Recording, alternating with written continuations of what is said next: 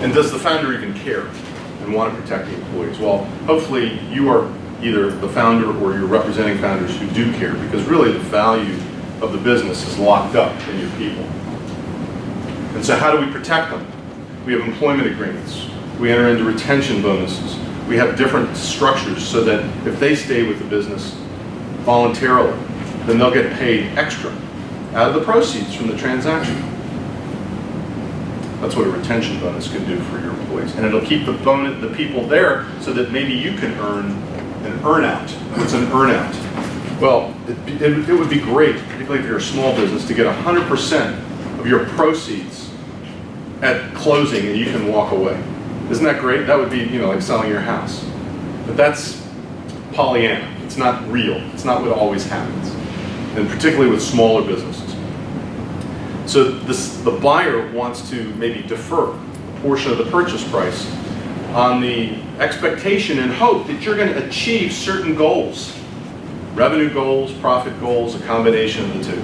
That's what an earn-out is. So they're holding back some of the proceeds from the sale, and you'll get paid if you hit these targets. Well, cash in hand is always key. So when you're selling your business, you're hopefully, you're hopefully going to get as much cash up front as possible, and that's what you're trying to negotiate. But the earn-out, because it postpones the sale proceeds, it would be good if you could negotiate some control for the seller, for yourself, over the earn-out. And that's where I always get into a push and pull, because I mostly represent sellers. Over 100 transactions that I've handled, probably 90 of them have been sell-side transactions. And on the sell side, we're always trying to keep control over the ability to earn the revenue or to earn the profit. The more control we have, the more certain we are we're going to be able to accomplish the target if we think that the target is accomplishable or achievable. Sometimes these earn-outs, these contingent purchase price payments, are set at such high thresholds or high targets that they may not be possible to meet anyway. But the goal is to set reasonable targets so that the money can be paid within a short period of time so that you're in control of your destiny. And then the other thing I mentioned is retention bonuses. Retention bonus is basically saying, if you negotiate it right, I will pay my key employees a certain amount of money. If they stay for 12 months, maybe 24 months, in some cases 36 months. And they'll, as long as they are there at the end of that time period, they'll get the bonus. And then you ask, well, what if the new buyer fires them? So you try to build in protections for them in these agreements. They can't fire them without cause. So we negotiate what cause is. And so if they fire them without cause, the retention bonus is accelerated, the entire amount. We have that in one deal that we're working on right now, where the retention bonuses are absolutely key to getting the deal done, because the employees will leave without it. So you can build protections into these types of contracts. Any questions on that? Yes? Just indirectly, one question I get asked all the time is when the owner's leaving, we put them on a consultant type basis, deferred comp, whatever. And then the question always comes up, well, how much time do I really have to play to adhere to whatever regulations you all are coming up with? And I said, well, I don't understand. I said, but in terms of deferred comp, here's the platform, here's why we do it. But in terms of how much time you really have to spend or devote, is there any rule of thumb? No, it depends on the business. So does the buyer want the founder there? In some cases, the founders are, no offense to any founders here, but sometimes they pass their longevity. I mean, their utility to the business may not be quite as great as the next level of management is. And they're buying really the next level of management in the employee workforce. Having a consulting agreement paid out on a guaranteed basis is another way to get them additional compensation directly. And often these deals take those types of considerations into effect. So we may pay the founders some extra money in the form of a consulting agreement. If we really need them, we may have an employment agreement. And the employment agreement may be heavily negotiated.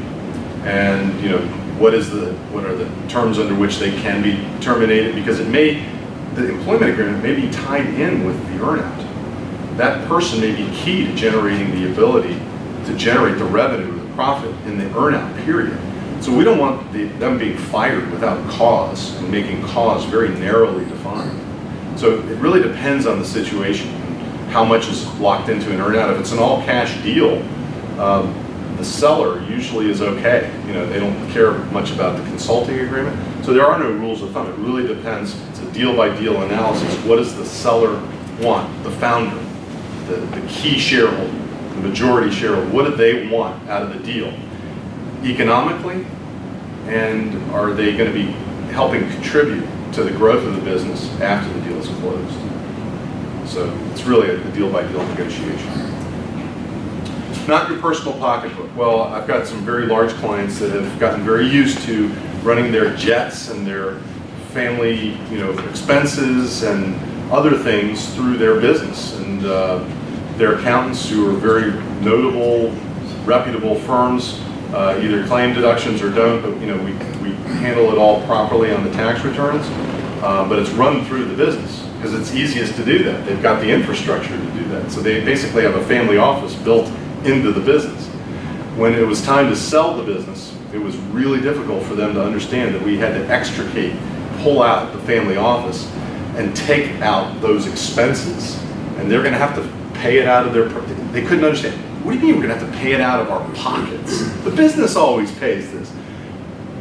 Well, you're no longer running your business after you sell the business, so you're not going to be able to do that. So that's one of the difficult things to figure out. But the positive is those are add backs to the earnings before interest, taxes, depreciation, and amortization that get added back, so it'll generate a higher value. So if the multiple is 8 and you add back $1, you've added back $8 of value into their pocket. So if you can communicate that to the founder and they understand what the impact is, it's not quite as bad as they thought it would be. And the biggest question, which we'll deal with in session 6 in October, is now what do I do? I'm retired, or I sold my business, now what do I do? It's going to be a function of what your non-compete says, but it's also going to be a function of what you want to do in the future. In the estate planning side of things, there's a few handouts. We'll cover one. And the one that we're going to talk about is the one marked GRAT, because that is a popular technique, and we're going to use those techniques today until we're told we can't. But it's permitted under IRS regulations to use this technique. And how does it work? Rich, how does it work? You probably could teach this much, right? A GRAT is a grantor retained annuity trust. It's an estate planning technique that basically says you can give something of value to a trust of which you can be the trustee. And the goal of this trust is to move wealth out of your estate and into the hands of future generations. So moving it out of the estate and into the hands of future generations means that you can save estate tax 40% on the growth in value from what you put into the GRAT. The GRAT says that it's going to pay you back an annuity, a payment on an annual basis for the term of the GRAT. So I'm putting property in, I'm getting property out, and you're saying, well, why would I do anything stupid like that? And the reason is 2 reasons. Today we can still use valuation discounts, even though the IRS is really not in favor of them. And they've published proposed regulations that would severely affect our ability to do it. Those are proposed regulations, and they're on moratorium because of President Trump. And so we can still use these valuation discounts. What do I mean? If the property is worth $1 million, but because we're transferring a minority interest in that business or the LLC or whatever it is into the trust, it's not marketable, and it's a minority interest, you can discount it maybe up to 40%. So instead of saying that I'm transferring $1 million into the trust, I'm transferring $600,000 into the trust. and I've transferred out of my estate that delta, $400,000 times 40%, well, that's $160,000 right out of the box.